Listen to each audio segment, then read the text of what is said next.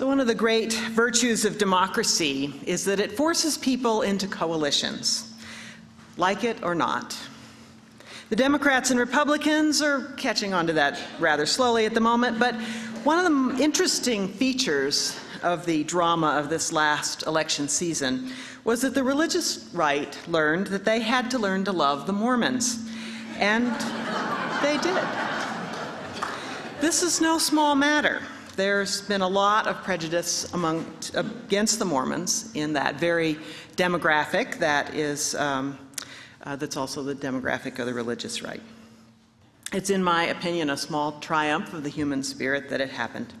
But in the end, Billy Graham met Mitt Romney and endorsed him. His staff, therefore, hastily took down the page on the cult of Mormonism from the Crusade's website, but not quite fast enough to keep Stephen Colbert, comedian, from getting a look at it. And he noticed that there was another cult on the Crusade's website, none other than us.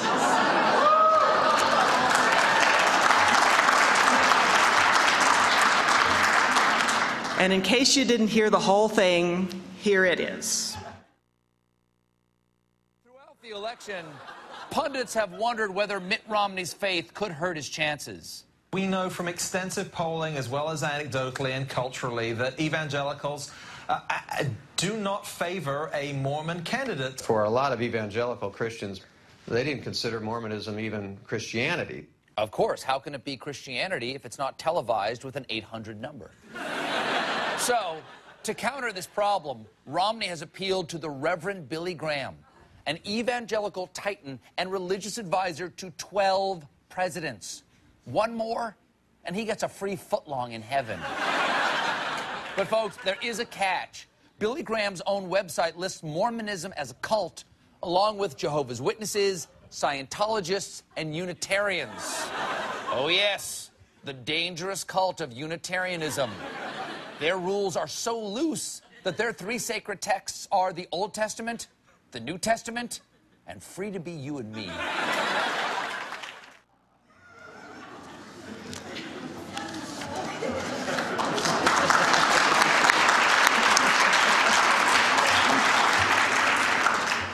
Wait a minute. The Old Testament, the New Testament, and what? Free to be you and me? It was a kids' album produced by the Ms. Foundation in about 1972. I had that record in college with me. I played it on one of those contraptions that goes around with the needle. Very funny. I had one of those too. I even listened to Simon and Garfunkel on 8-track through high school. Oh. I did. But what is Free to Be You and Me? You missed it.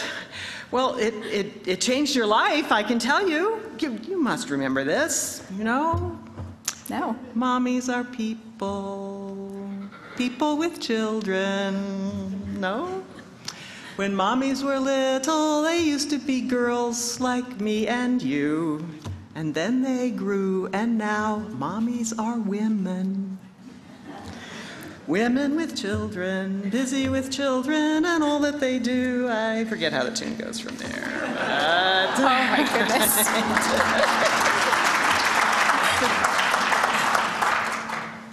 Some mommies are ranchers or poetry makers or doctors or teachers or cleaners or bakers.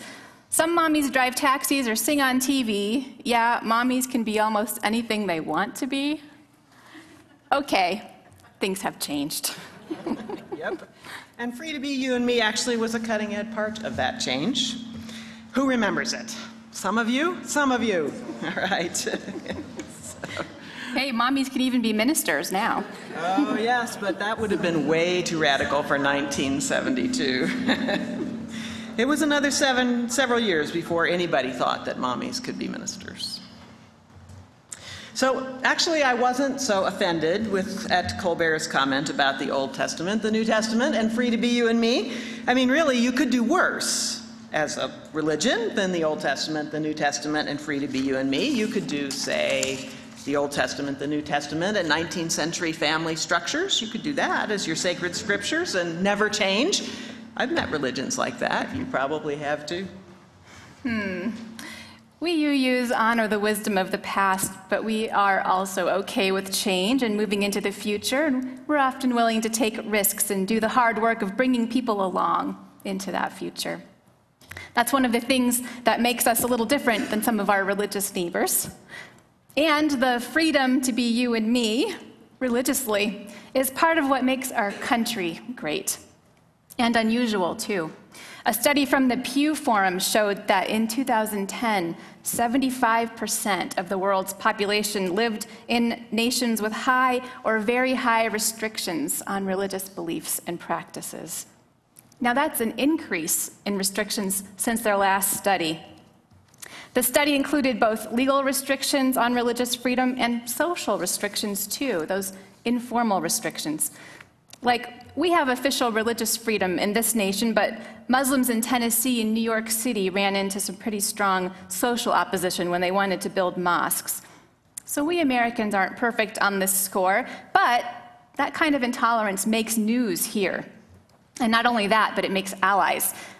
In fact, this congregation began its relationship with our local Islamic center when things became tense over that New York City mosque. And we let them know that if anything like that were to happen here, we'd support them.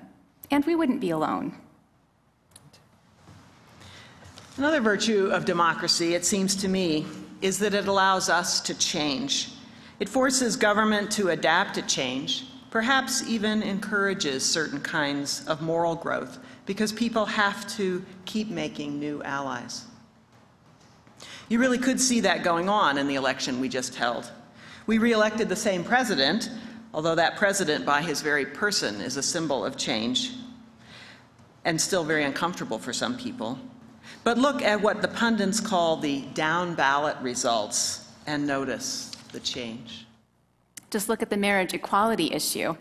After something like 30 successful losses in general referendums over the past decade, all of a sudden, marriage equality had 4 wins from the voters.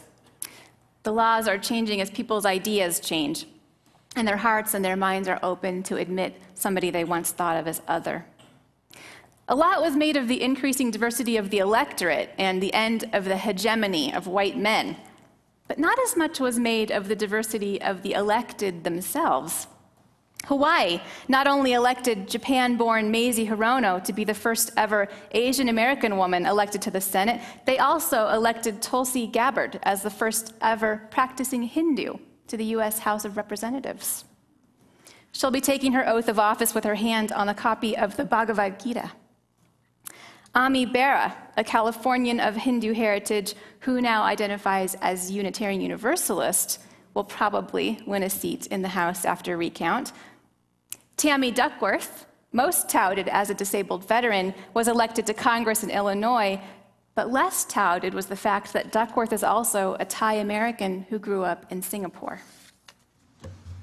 And if you notice that most of these ethnically diverse new legislators were also women, you'd also see another striking thing about this election, the number of women elected to high office. 20 women in the Senate, for instance, a body that has seen a total of 39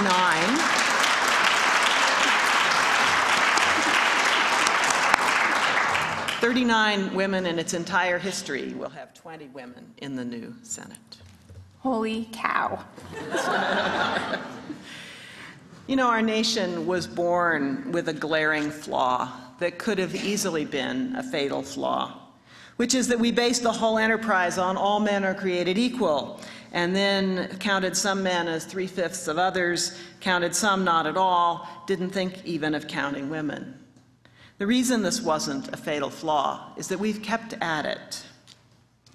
Now, a lot more people have full standing as full human beings with the worth and dignity that affords them both equal protection and the right to vote and to be voted for.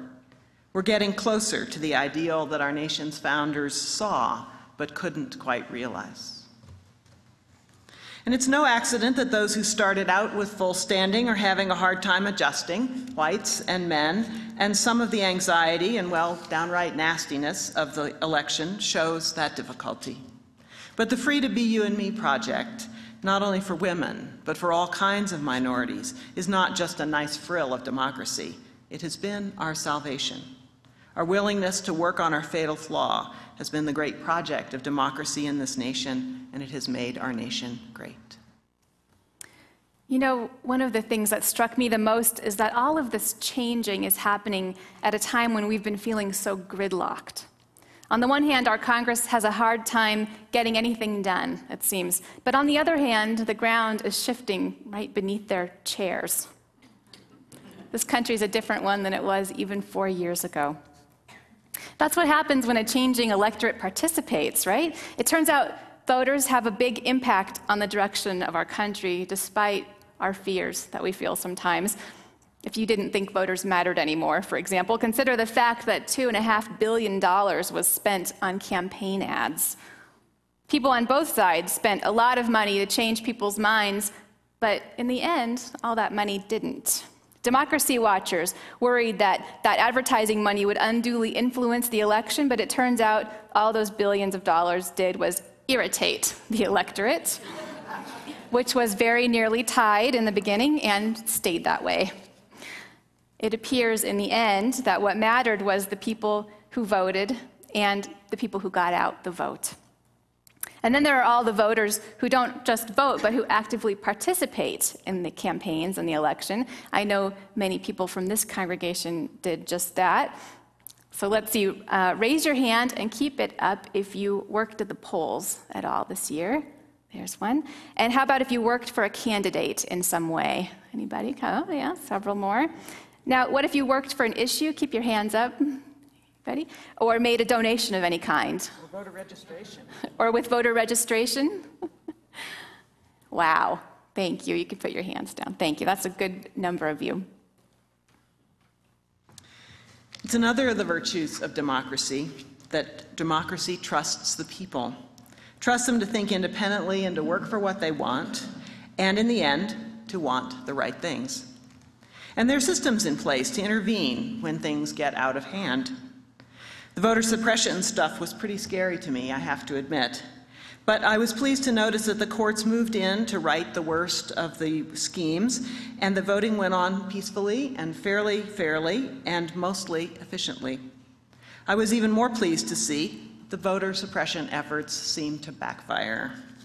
The people who were most targeted not only voted, they voted in greater numbers and with great determination in spite of long lines, and they won their election. It wasn't perfect.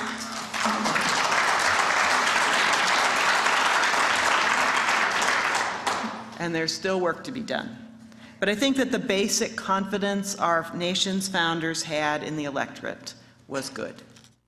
Christine, you always look at the bright side. I do agree, though. It isn't that things are perfect. She's right. There's still icky undertones of racism among us, for example. 4 years ago, optimists proclaimed that racism had been defeated in America. Realists said that it had been dealt a blow. It was definitely still a factor through this election. The birth certificate business, the college transcripts, the teleprompter thing. It seems that for some people, no amount of proof will demonstrate that Barack Obama, a black man, is qualified to be president. Outside of the White House, we know there's even more work to do to dismantle racism. And yet, despite it all, he is president. Our democracy is messy, but it works.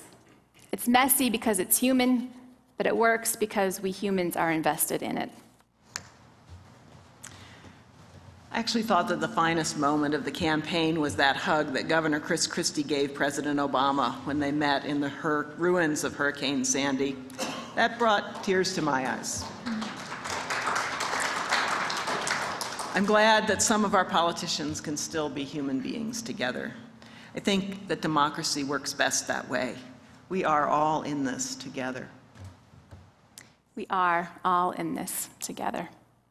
All together in this country that believes in freedom, that has the ability to change and be changed, that balances power, and where our nation's future is ultimately driven by its trust in its people. Tomorrow is Veterans Day. No, today is Veterans Day. Tomorrow we have the day off, but today is the day.